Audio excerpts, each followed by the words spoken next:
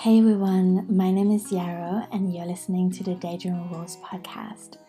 Thank you so much for being here and spending a bit of time listening to this conversation with Quai, who is a herbalist and a therapist and who has so much beauty to share about the magic of therapy, of having space to be seen as a human being, the magic of being active and participating in our healthcare, all the different ways in which plants can be allies in our trauma recovery journey, and just beautiful ways in which we can embrace little bits of healing in day-to-day life.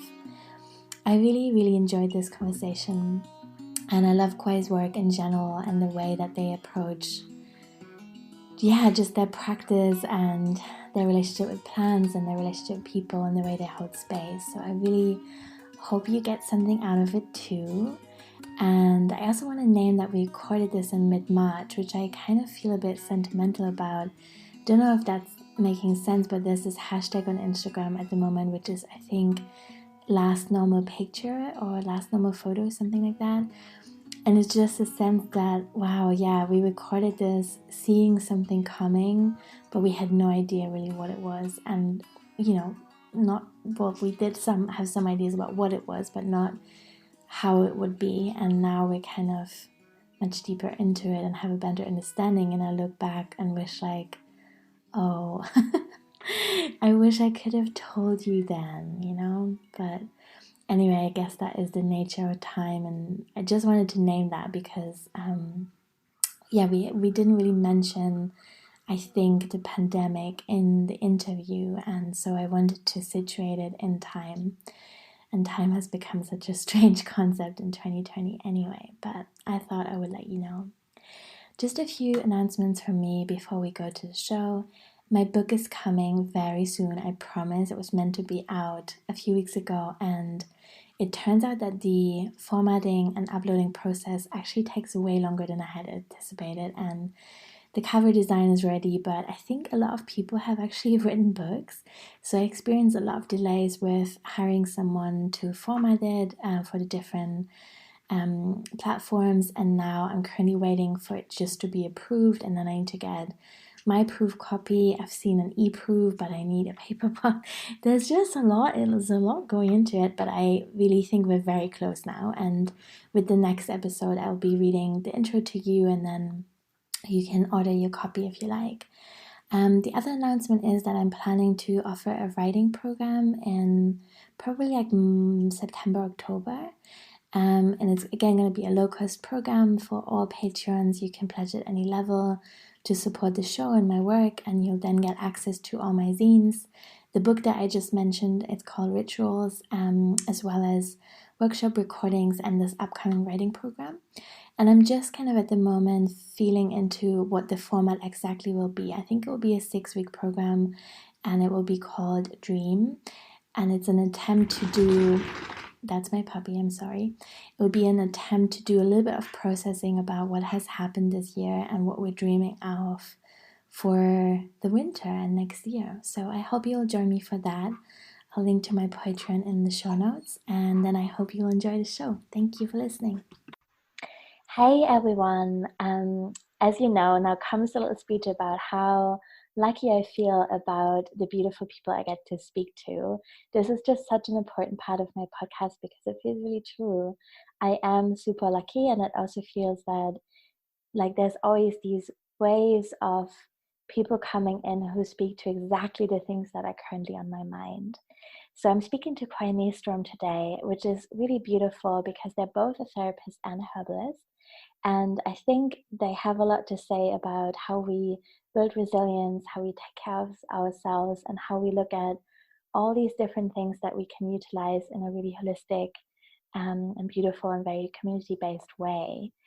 So she's got a beautiful practice in New York, and I have a lot of really exciting questions. So Quai, thank you so much for being here. I'm really excited to speak to you. Oh, thank you for having me, Yarrow. I'm really excited to be here, and it's I've been looking forward to be able to talk to you. Yay! So I, as you know, like to begin all my interviews with the question where you are in the world right now and what nature is like around you. Mm. Well, I'm in New York City, and nature around me right now is, it feels like it's really speaking, because it is so different than it has been previously around this season. So we're in the middle of March and it's pretty warm here, which is odd.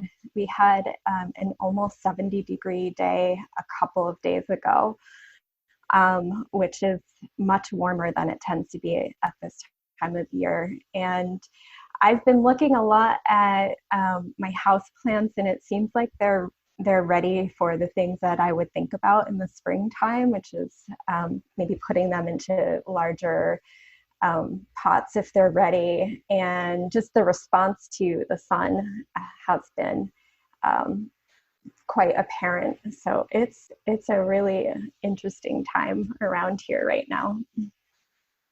Yeah, I can imagine. That's interesting. I love imagining your plants. I've just started growing a garden and oh my God, Mm. there's so much to learn. Oh, yeah. So I would love to hear a little bit more about how you came to do the work that you're doing and yeah, which came first? You are a therapist and you're also a herbalist. Yeah. And yeah, tell us a little bit more about that. So I've been a therapist for much longer than I've been an herbalist, and I didn't set out to become a psychotherapist. I wound up here, and really following a route of curiosity. I am just someone who tends to see struggles and mishaps in relationships that tend to wound people and communities. And I just had been really curious about that from a young age. And I know a certain experience that really leaves you wanting to be understood. And I found that I was able to create conversations with people that really allowed them to understand themselves from different perspectives. And earlier in my life, I just started following things that I was interested in, and I felt like we're tapping into the stronger parts of who I am and allowed me to bring curiosity and a really person centered way of working with a lot of my energy throughout the day. And so I started doing things like volunteering on a crisis hotline and then doing counseling for survivors of trauma and violence. And it sort of moved me in that direction. And I am someone who believes that you can get to know yourself and heal from things that have wounded you in a lot of different ways. I don't believe that it just happens in psychotherapy. And at the same time, I knew this is a place that a lot of people tend to access when they're struggling in some sort of way, and that there can be sometimes resources that are set aside for people to be able to do it in that context. So that definitely shaped part of the reason why I went in this direction. And then I was really so fortunate to meet a lot of peers and people through my training process that I resonate with, and it feels like a good place for me to be. And as I had been working in therapy for a while and really focusing on trauma, and I felt like there was something more that I was striving for, and I didn't know that it was going to be plant-based or herbal-based. Um, but I guess it emerged organically, which is not surprising since it's herbalism. Um, but yeah, I started studying more about the body, and I also was doing work to train medical students and residents how to make exams very patient-centered, meaning person-centered. And I found that myself as a patient, when I would go to a clinic or something like that, it changed the dynamic for me, because I really understood that healthcare providers are human beings and they're doing the best that they can oftentimes. And there's certain things that they may not know about someone's lived experience that's going to affect the way they feel in that space. And just being able to be in that training capacity taught me that if I can go into that space and have more knowledge about my body and really situate myself with, okay, I'm a human being who is connecting to another human being, it changed the dynamics a lot. And part of what I was teaching medical students was how to talk to their patients about their bodies and using language that was very accessible and also affirming to their wellness. And it was a game changer for me. And I also felt like, oh, it would be so nice if some of the things that we tend to outsource to our healthcare providers could happen in our day-to-day lives, which doesn't mean that we go diagnose ourselves, but more having a practice of observing our own bodies and knowing what has been normal for us, so that when something starts to feel like, oh, this is a change, that we can start responding to it before we have to wait for someone to tell us how to do that. So the more I've thought about my herbalism practice, the more I realize that that is a big factor in contributing to that. So really learning about trauma and also thinking deeply about the experience of how people access services for their wellness. Yes, that's so beautiful, and there's so much in there that oh wow. Okay. I'm gonna compose myself and my excitement.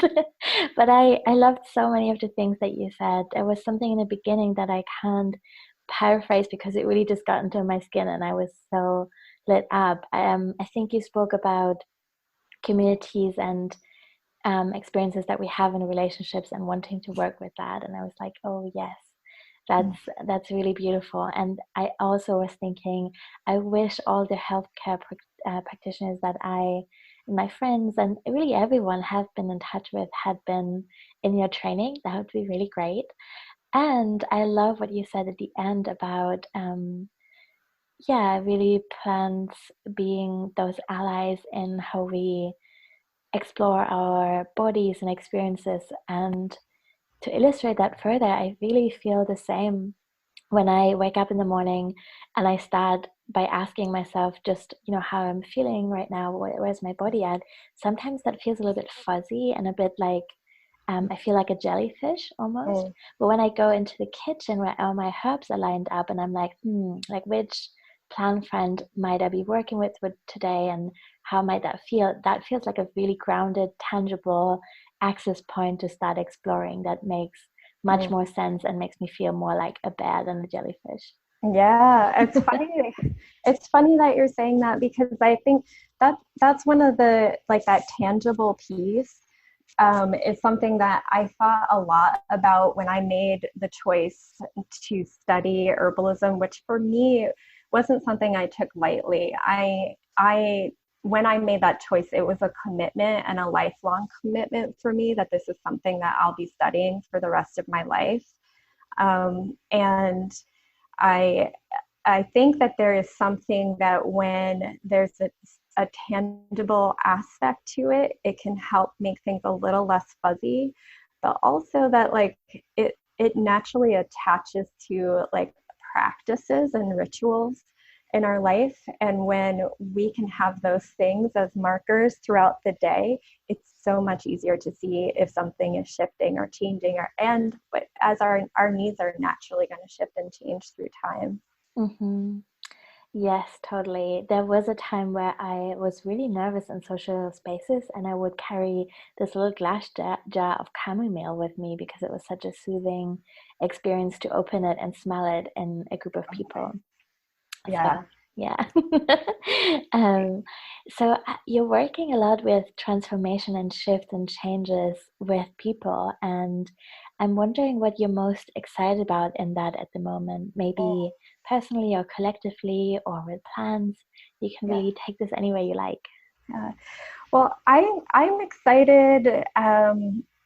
I guess like on the bigger level of things, just that more people are aware of herbalism. And I have a lot of respect for people that I've learned from and who have been able to put resources out there into the world, because there is so much to learn. And with herbalism, if someone doesn't know what they're doing, they could do something that's harmful. And at the same time, there's so many things that are absolutely safe and very gentle, and herbs tend to be gentle on the body.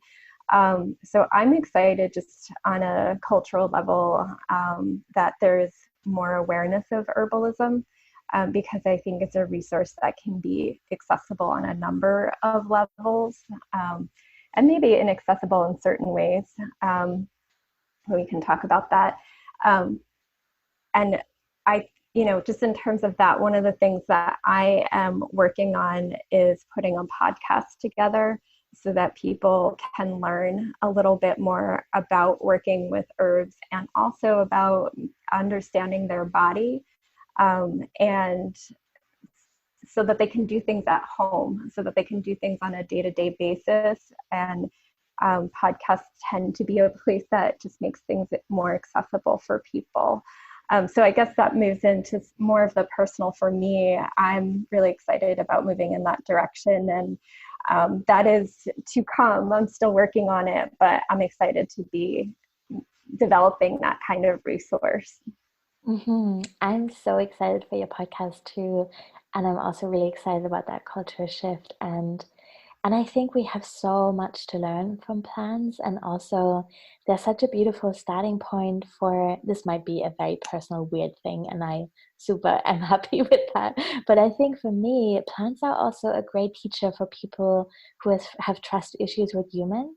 Mm. I was hearing last week about something not so great that had come forward about a teacher that many people, I think, have really devoted their lives to. And I think it's not important who that is or what happened, but I was just sitting with that for a moment and thinking about, yeah, all the things that can bring up. And I asked myself how I would work with that if that happened to a teacher I was in relationship in some way. And I was like, oh man, rosemary, so Mm. good, chamomile, all these things. And I really felt this really deep sense of being held and being able to trust and not needing to figure so much out on a mind level as I'm working with plants. And I think that's something really beautiful to lean into in times that feel chaotic and precarious in many ways.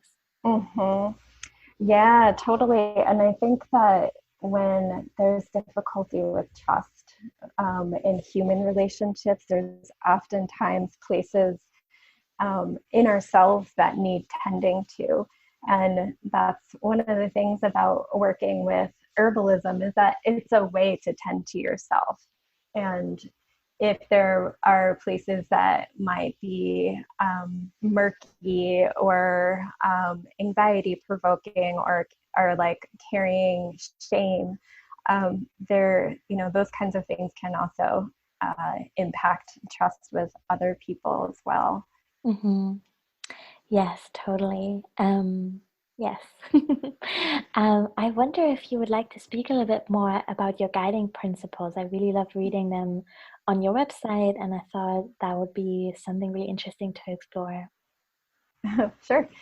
Um, so I feel really compelled to create standards for myself about how I'm engaging in work with folks, because it's an honor to be a witness to things that people are wanting to tend to or work on.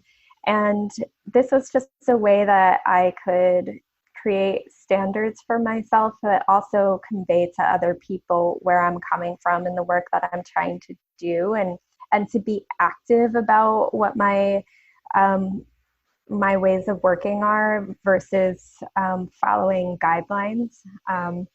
So I put 3 of them out there, and I know the first one is about our bodies and our emotions, that they're intrinsically connected.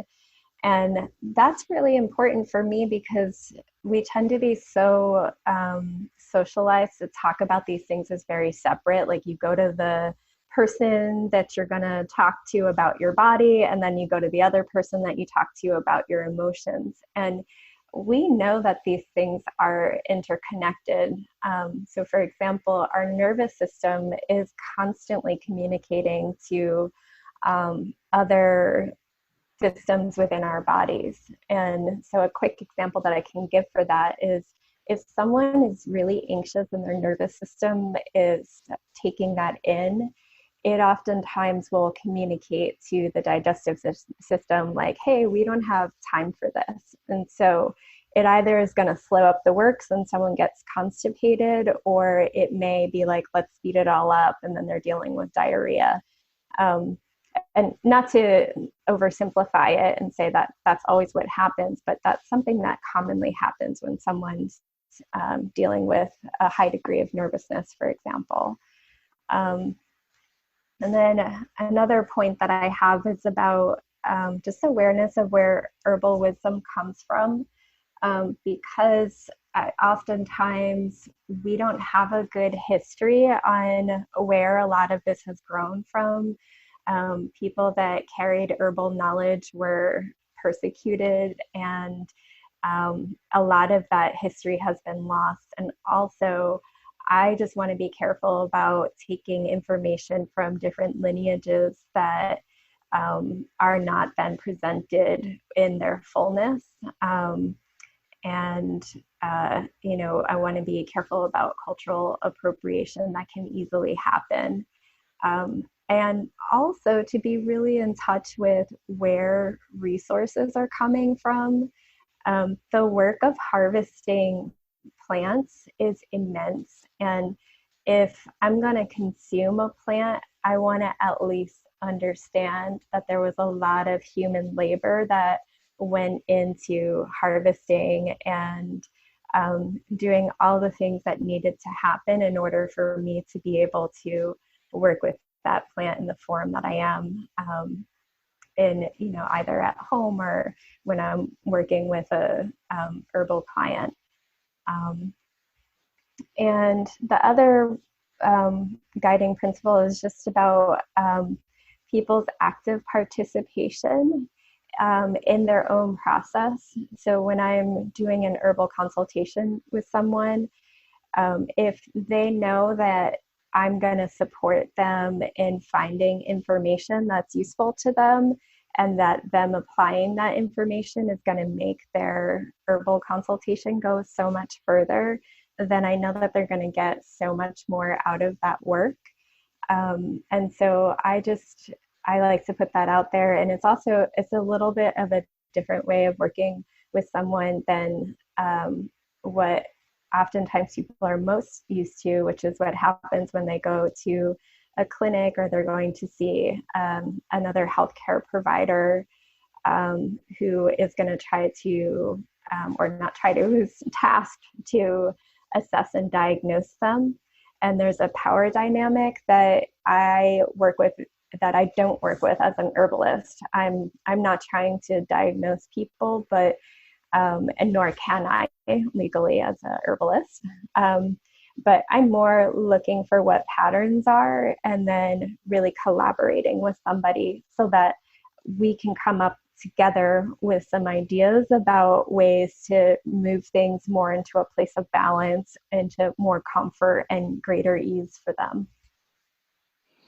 Yes, that's beautiful and it makes so much sense. Thank you so much for sharing that. And I think, yeah, there was so much in there that's, I think, really beautiful for people to think about and explore in their own relationship with the people that they receive care from. So yeah, that's great. And speaking of exploring that, I wonder if you can share something that you wish more people would know. So maybe if someone has never been in therapy and never really explored herbalism, what would you be excited about sharing with them, or where do you think would be a good place to start, or what is like a secret that you think more people should know about? Yeah, well, there's maybe different things for herbalism versus therapy. But there are a couple of things that I would say for both of them, which is that they're an investment, and it takes time to accumulate insights and information to understand our patterns. And having patience with that is really going to be a huge resource to someone. Um, I often find myself saying to people, like, if it was going to work for you to have this quick fix that you've been hoping for, that would have happened a long time ago. Um, so things really take time, and oftentimes when we're suffering, there's a history to that, and there are things that set the wheels in motion. Whether that is something that's manifesting more with physical pain, or if it's manifesting more with confusion about why things aren't working out in relationships, or things like that. It takes time to understand a lot of how things came to be. Um, so I would say that applies to both herbalism and psychotherapy. Um, but in terms of herbalism, just to talk a little bit separately about them, these two things rather, with herbalism, it's people are sometimes thinking that the way you work with herbalism is you go to the apothecary and you just grab what you need and take it into your body, and then that's the remedy, and that's the end of the day for what you're doing with that. But it's actually much, I think, for working powerfully with plant resources, having time to look at the whole picture is really important. And the bulk of the work that I tend to do with someone happens before I'm even talking about different plant resources for them. So it is that bird's eye view of things that's important, and then also taking some time to zoom into some things and look in the nooks and crannies of something that might be causing some type of upset or disruption for someone. And I think with therapy, just that there's so many different types of modalities, and as human beings, we're all really unique, and we need different things, and sometimes different things at different times. So I get sad when I hear people say, "Oh, I tried therapy, it didn't work for me," because it might be that it wasn't the right time for them to start. It might be that it wasn't the right therapeutic relationship for them. And it might be that they needed a different approach, or just that they weren't ready for it yet. And I don't say that to suggest that every single person is always going to benefit from therapy, but more of, I think it's helpful when someone knows that therapy works best when you're ready for it and you want it. And sometimes it can take time to find the right context for you to do that. Yes, that's so true. I feel big resonance with all these ideas, and I'm not a therapist, and I'm only beginning to explore and understand the different fields and approaches, and find it super interesting now to also reflect about on some of the therapeutic relationships that I have had, where sometimes I was really puzzled, and now I'm like, oh yeah, that's just a thing, that's just a particular school of thought. How interesting. Mm-hmm. And how much do we really all deserve the chance to explore, yeah, different settings and relationships to find the right one. I really wish that for everyone. Mm-hmm. Yeah. Yeah. So you also work with other service providers, and I wonder if you can tell us a bit more about what got you excited about that, and what are you offering to them? Sure. Yeah.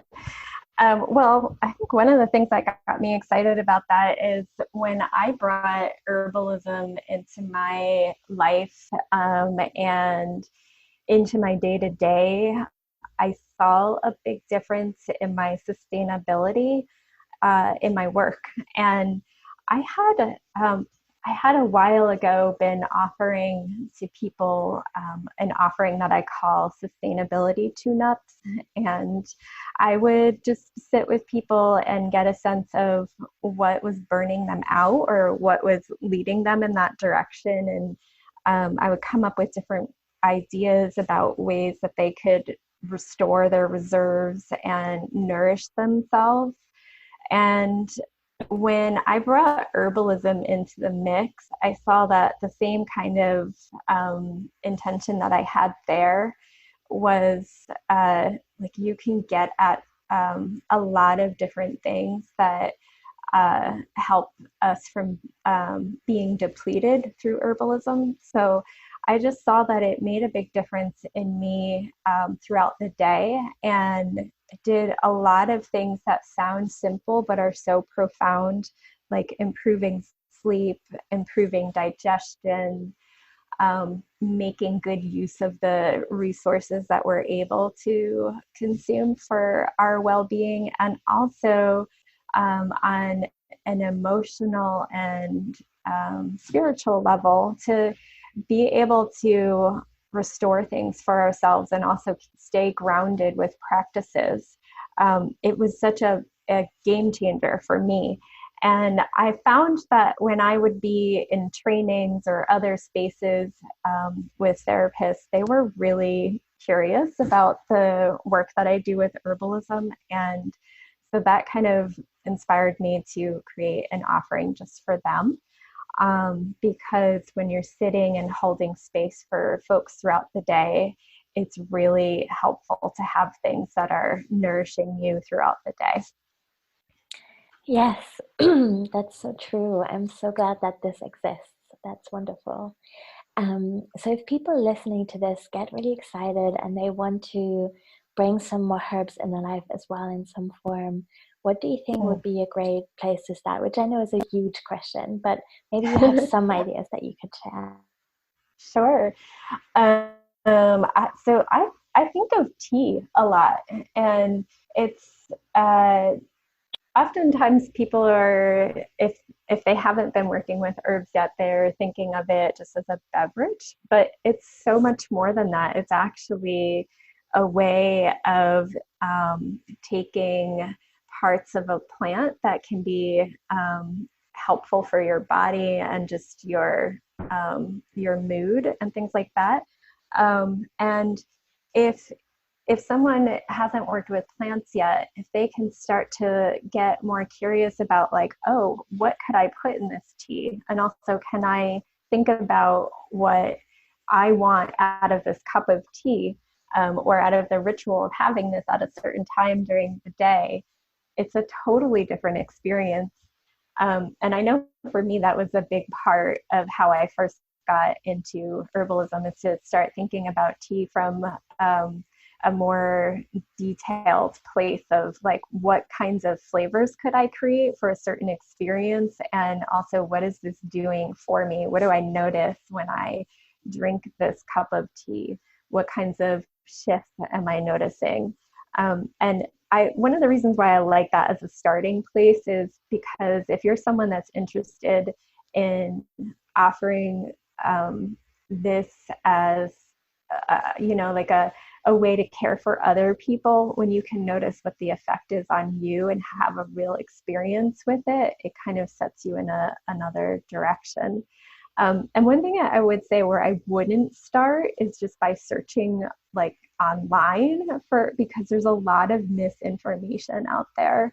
So if people want to learn a little bit more about herbalism, I would suggest looking through herbal books more so than searching online.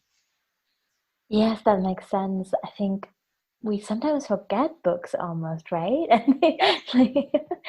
Because everything is so immediate at our fingertips now. And I think, yeah, just this week I spent a lot of time with my herbal books and had such deep appreciation for being able to engage with this curated set of information that I could explore in like a sequence that made sense in some way. And yeah, there was a lot of thought that had gone into that. And of course, lots of people put lots of things into our thoughts into things on the internet as well, but it can be really overwhelming and Mhm. really hard to be discerning about what feels good and where to Yes, start. So totally. And it's easy, I think, um, with things that are online, it's so much easier for something that is more about marketing to come across your, what you're taking in, um, than something that is where the intention is about just the education or sharing of knowledge or sharing of joy about an experience with different herbs.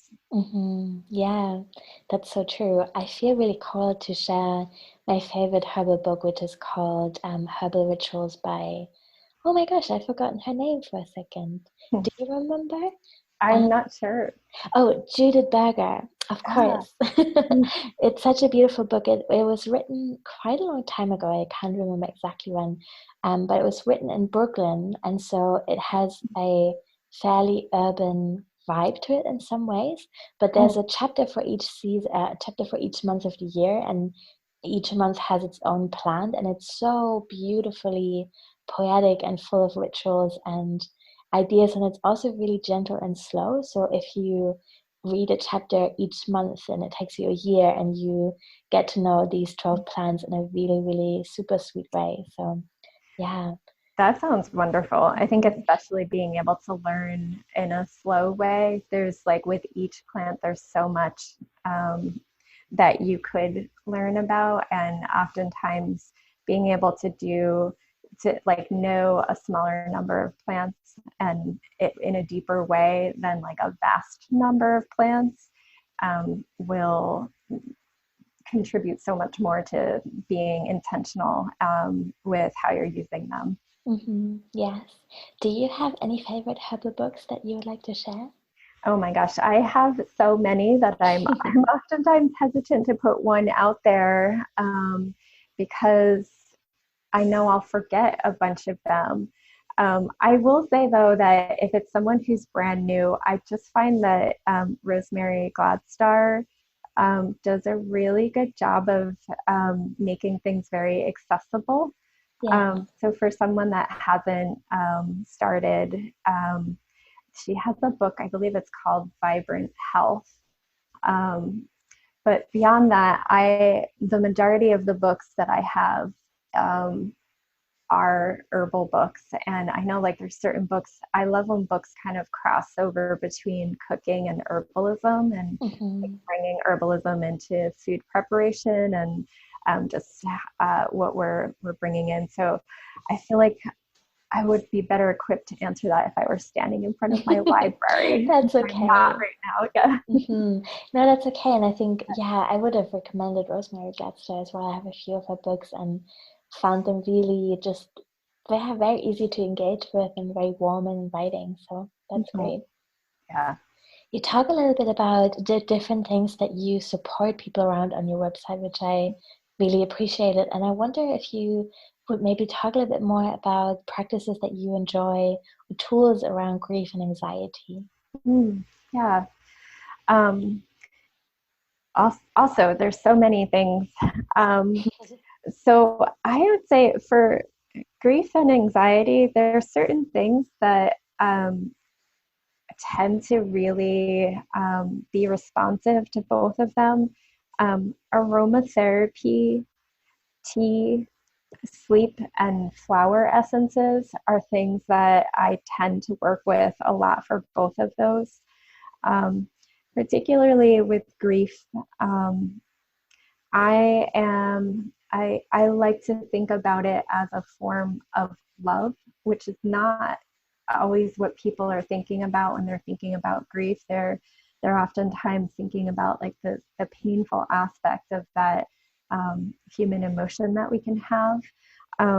And at the same time, when you lose a relationship, whether it's because someone passed away or there's some reason that you're not able to be in relationship with someone or regular contact with them, or even if you lose a pet that it has been a big part of your life, or maybe needing to step away from a job, those are very different things to grieve. And at the same time, the pain that you experience from that loss is also a form of love to that person or that aspect of your life that maybe is changing. And so I like to point that out just because um, it's if there's times in your life that you're grieving, it also means that you've really cared and that you have had deep feelings for a person or an aspect of your life. And there's something about that, I think, framing of things that seems to reach people a lot when they're dealing with that. Um, so I find I like to just start with that a lot of times when I'm working with grief. And I think the other thing about grief is just like the points in the day that are most difficult are where I like to bring in some type of herbal touchstone for people. So, for example, some people, it's waking up in the morning and then having to be confronted with, oh, that person's really gone. That wasn't a dream. And that can be incredibly difficult. And so having something nearby, like an aromatherapy inhaler, which is a very small, portable way of taking in the aromas from essential oils, can be something that's right there within reach in a moment like that. Or it could be when someone's coming home at the end of the day, or maybe when certain things come up, like someone struggles with something, they're like, oh, this used to be my go-to person, or my pet would always make me feel just a little better in this time. And so I like to try to match up some type of herbal touchstone or resource with the pain points in the day for grief. And for anxiety, there's so many things that can contribute to anxiety that people aren't always aware of. So I find it helpful to figure out like the best tools for someone are going to come from me really getting a sense, or for them, getting a sense of some things that might contribute to it. And at the same time, there are some things that are just general that are really important, which is sleep. Even minor amounts of disruption into sleep can really contribute in a significant way to anxiety levels. So that's something that I often am working with. But things like tea, aromatherapy, and then also sweet medicine. So or herbal remedies, putting things in honey or oxymels, which is a combination of honey and vinegar. That would be the base for what some herbal constituents or let me not talk with the jargon, sorry. Herbs, you can put herbs into a base of honey and vinegar and then strain it out and you have a really tasty herbal remedy. So I think like being drawn to something that is sweet is helpful for anxiety and grief. And it's also creative and new. And the other thing is if water just as a liquid that carries things, I think of like hydrotherapy, and the ritual of doing things like baths or foot baths. So people sometimes don't think about that herbs can be resources to us, even if we're not consuming them. And this would be an example of one way of like having that around you. It changes things. It's not going to drastically change someone's life, but it may be able to hold you in a certain kind of way that is just a little soothing, and then makes it just a bit easier to fall asleep at night, or a bit easier to move through the things that you're moving through as you're experiencing something. Yeah. Yeah, absolutely. I love that. And there's so many ways of bringing these touchstones in. I love bath as well. I don't have a bathtub at the moment, Mm. and so I like making little herbal scrubs that I can take in the Oh, shower. that's great. Yes. Yeah, they're great as well. And then just kind of really taking the smell in and imagining just things falling off my body as I shower and going down the drain with the support of these herbs. It feels really nice. Mm-hmm. Mm, I love That's that. So, yeah. yeah. The other thing that I often talk about is foot baths, because exactly like some people don't have bathtubs, but also, especially with anxiety, when it's interfering, there's a lot of energy that's coming up into the head. And so a warm foot bath tends to draw things down. Um, Mm-hmm. and if there's Epsom salts in there, it can support someone absorbing some magnesium. And when we're really stressed and or anxious, um, our body does get depleted of magnesium. It's another just nice way. And the thing about it is some of these things are really simple. Yeah. Mm-hmm. Yeah, that's beautiful because it has to be simple, right? When we're already anxious or Yes, stressed or yeah, just can't faff around with big operations. right. Yeah. Exactly. Yeah. I could talk to you forever, and I think there's so much more to explore. I would really love to have you on the podcast again sometime if you like, so we can go even deeper. Oh, thank you. Yeah, Um, totally. but for now, I wonder if there's anything else that you feel like wants to be shared before we go that you maybe haven't gotten to say yet.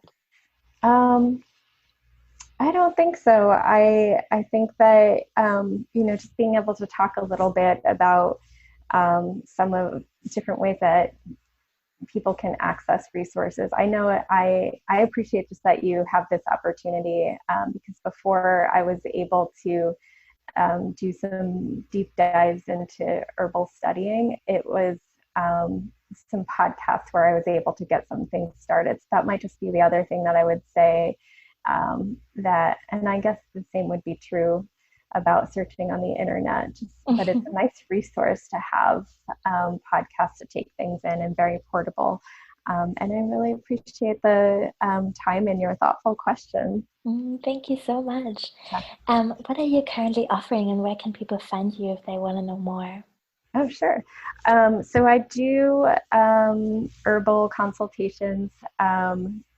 It's ideal if they're in person, and at the same time, that doesn't always work out. So even though I'm located in New York City, I do remote herbal consultations. And I have a psychotherapy practice, although it's at times full. So I don't know when this would be coming out. But I usually try to do the best that I can to connect somebody to other resources if I'm full in that regard. But people can find me on my website, which is discover space.me. So it's the word discover and then the word space, SPACE.me. Thank you so much. We'll link to that in the show notes as well. Cray, thank you so much for everything that you shared. I'm really, really glad that we talked and that everyone gets to hear this. And I'm excited to speak to you again. Thank you so much. Thank you. Appreciate it.